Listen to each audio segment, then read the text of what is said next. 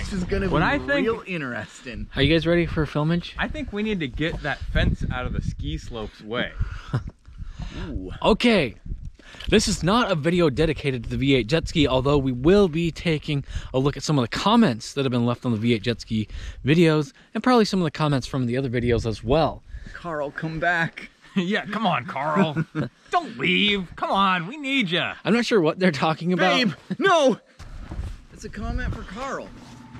Yeah, we're not allowed to be that heavy-handed on Carl. Only in the comments.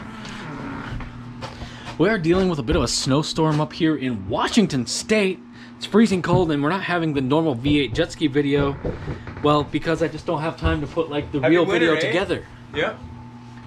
I do have some filmage done on this more, but I do need to be doing more work on it before I have enough for a video as well. And I'm not really going to get to that with this whole snowstorm weather. So we're doing this a little sort of, you know, answering some questions and talking a little bit about stuff about the V8 jet ski and probably a couple other things as well.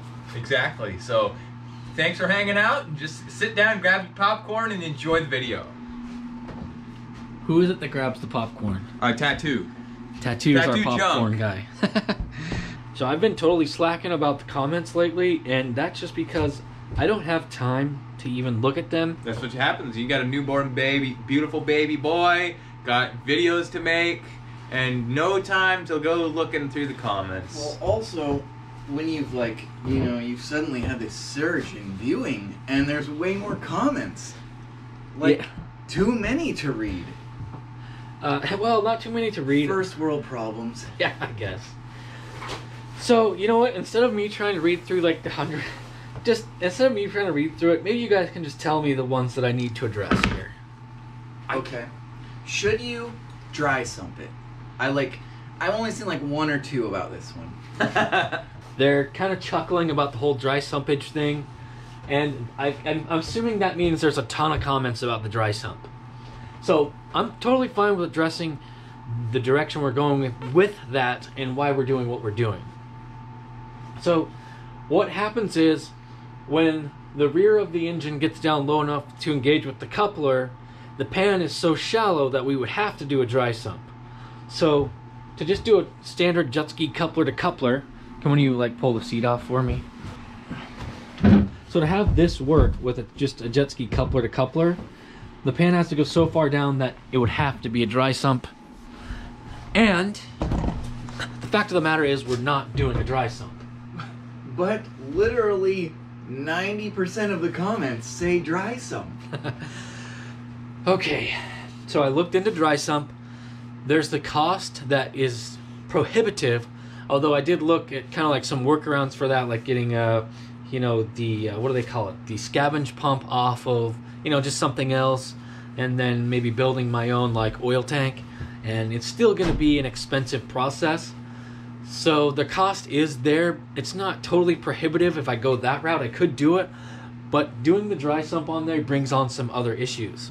Mainly being that the flywheel would be about 2 inches below the bottom of the jet ski itself. All right, now some people are wanting you to cut through the bottom of the jet ski.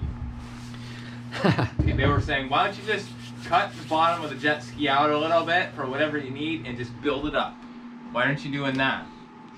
I suppose that is a general possibility, but I don't want to like destroy the excellent hull characteristics that exist on the FCR in the first place. And I know I'm ruining it slightly by the weight of the engine, but I don't want to like ruin it. All right, well, I think we're all picturing you turning the engine on with that thing in there and just using it as like a saw blade to clearance out the bottom of the ski. So anyways, another problem with that, with the dry sump and it being so low, the mounting area for the starter, there's not enough room for a starter to fit. So it'd be very hard to start the engine. Okay.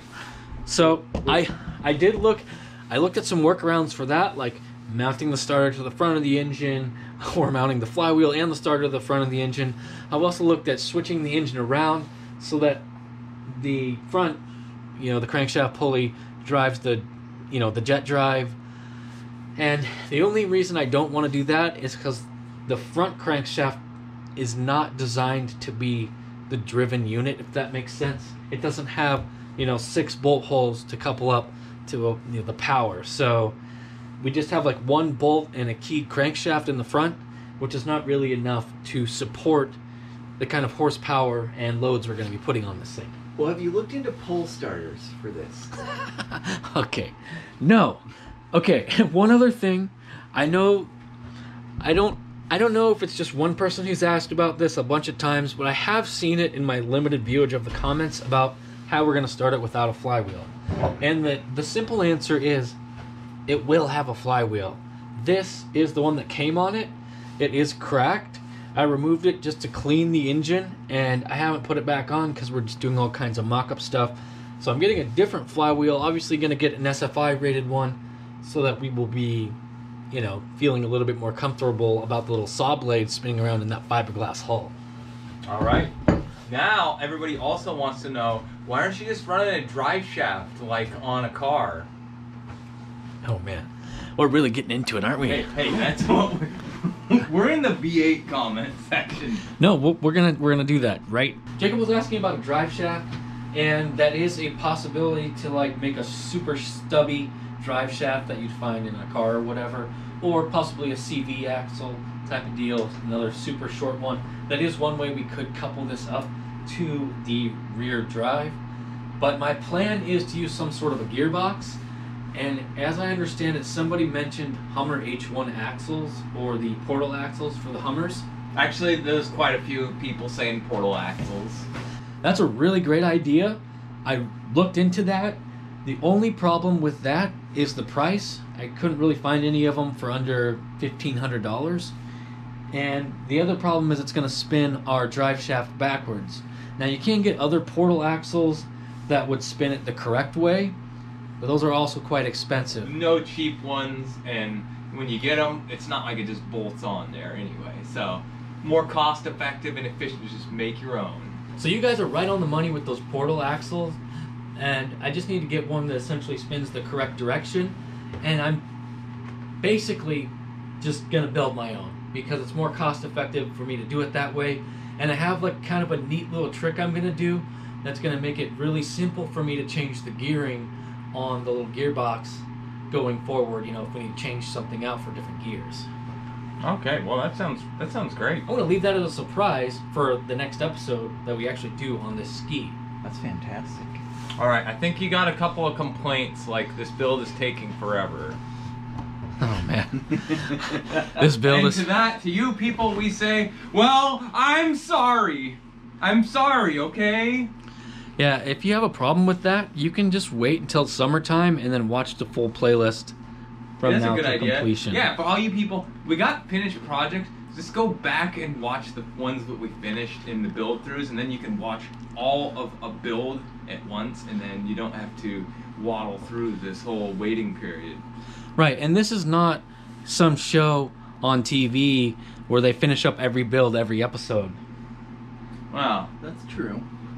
Maybe there's a little bit of a budget constraint, time constraint. Well, okay, you know what? Let me ask you guys this. After going to work and coming home on your 2-day weekend, are you having enough time to build a V8 jet ski? Oh, That's you are? a good point. Actually, if you don't want to wait, you just build it. Okay, that's kind of mean sounding. What else did they say in there? Yeah, what else is going on? There's been quite a few comments. This will never work. It's going to sink. Do you want to address that? We already did. Okay. We already went over that in a video. There's something that I want to get some feedback from the, I want to say like the old, what do we call like the guys who've been around and comment a lot?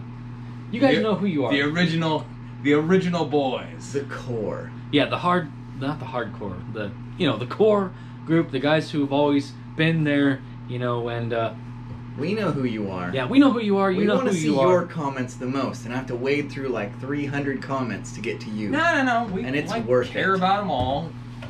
Yeah, we care about them all, but I want some feedback from you guys about this thing. I've seen a couple of comments of people who really don't enjoy seeing Jacob on the screen in the V8 jet ski videos. Now, Oh, okay. my initial reaction is like, screw those guys, I don't care what they think. But I am obviously open to constructive criticism and feedback that we can actually use. Jetski boat video. I'll do this. Okay. So anyways, I just wanted to ask you guys who've been around for a while, you know, is Jacob's personality totally turn you off to the videos, or is it something you just kind of get used to and then you like it? Or just how does he come across, and what are you thinking? Do I need to like make him a little bit less goofy in the V8 jet ski videos? Shut up, Jacob. Just shut up. That's not what we're saying, Jacob. I'm not trying to like be mean. I just have seen a couple of comments about it. I haven't seen any comments like that. You know what, guys? I'm gonna tell you what I think. Because nobody likes a bully. Okay? I go on here making my little videos, trying to bring a little bit of color to the show, not just going up and being like, oh yeah, and I want to thank my sponsor, this and that, the track was great, the builds, I want to thank them for looking at my tools. No, I don't want to do that. I want to be nice. Yeah, you guys who have been here for a while knows that as kind of like Jacobisms, and you know, I think it's entertaining, but I know him in real life, and I'm wondering how he comes across on the screen to you guys. Well, we've got the Jacob fans, and then I don't know, there's a couple of people that probably have watched like 2 JetSkibrothers videos ever that might not like it. Right, I'm totally fine with just leaving it the way it is if it's just like, oh, you know, Jacob's kind of off-putting at first, but then when you see a couple videos, you get used to him and you actually find it quite entertaining. But I just kind of want to know what you guys think about that.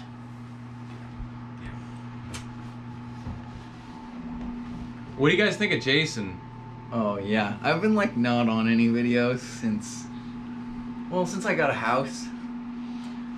And you broke your foot. And I broke my foot, but I'd be working on skis if I had the garage thing finished. I just gotta do that, and then I'll have all the boring videos from me.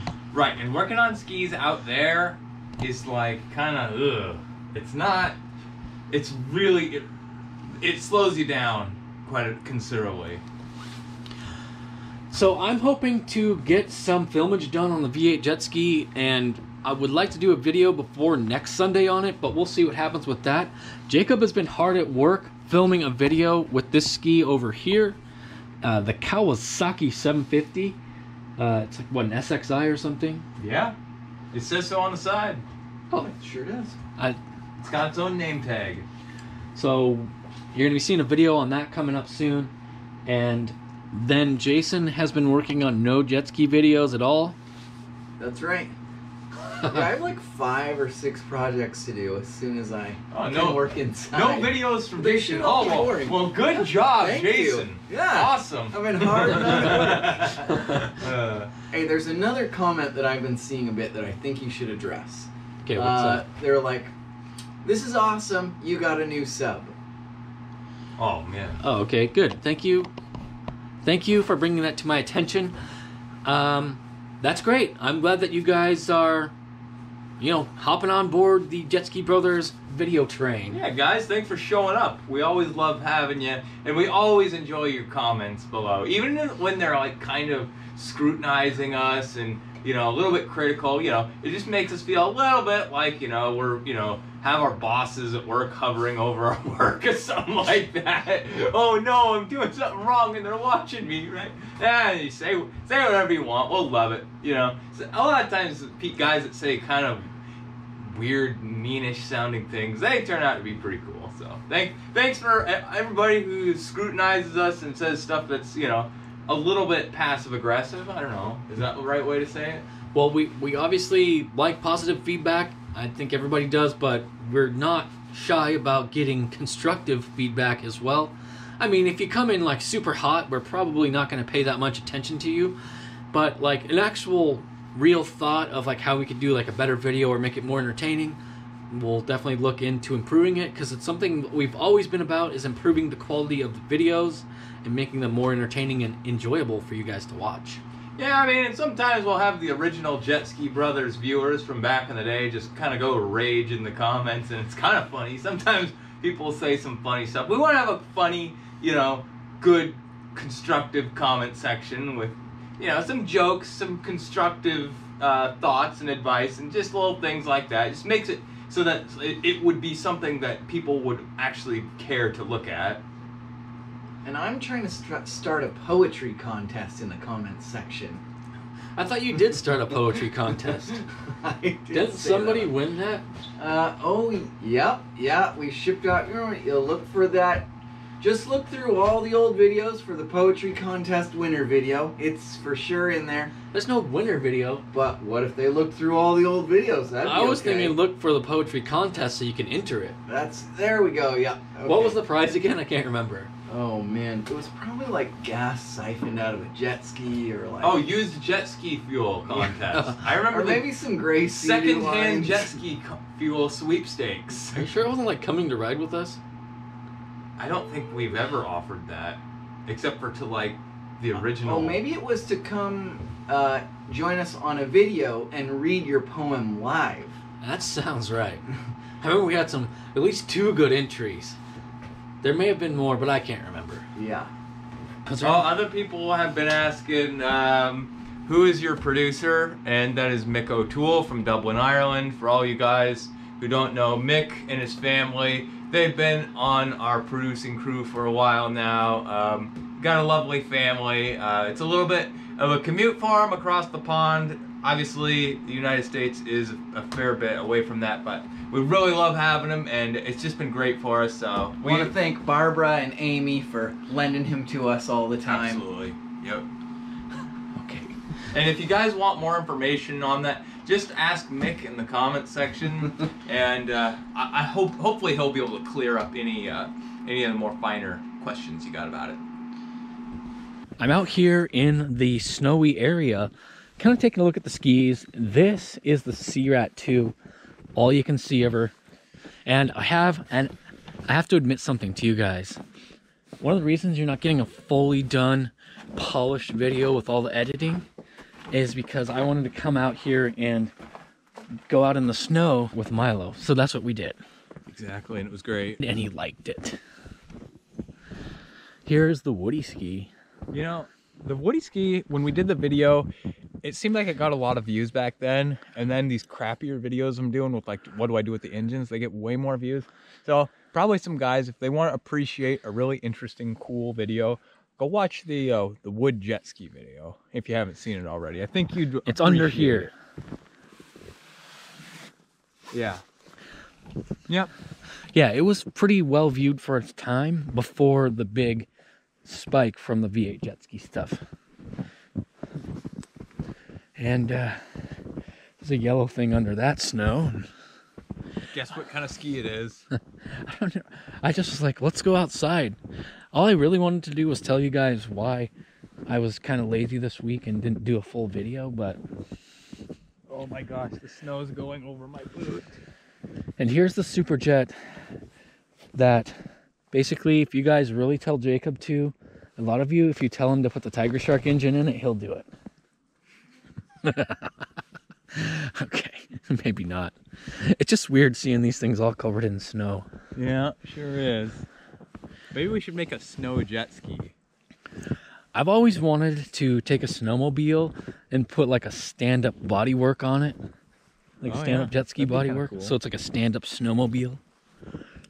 I think that'd be fun. We don't really get enough snow for me to actually pursue it. Yeah. All right, that'll be doing it for this one, I think, unless I come back with something else. Bye, guys. That's a good call. See ya!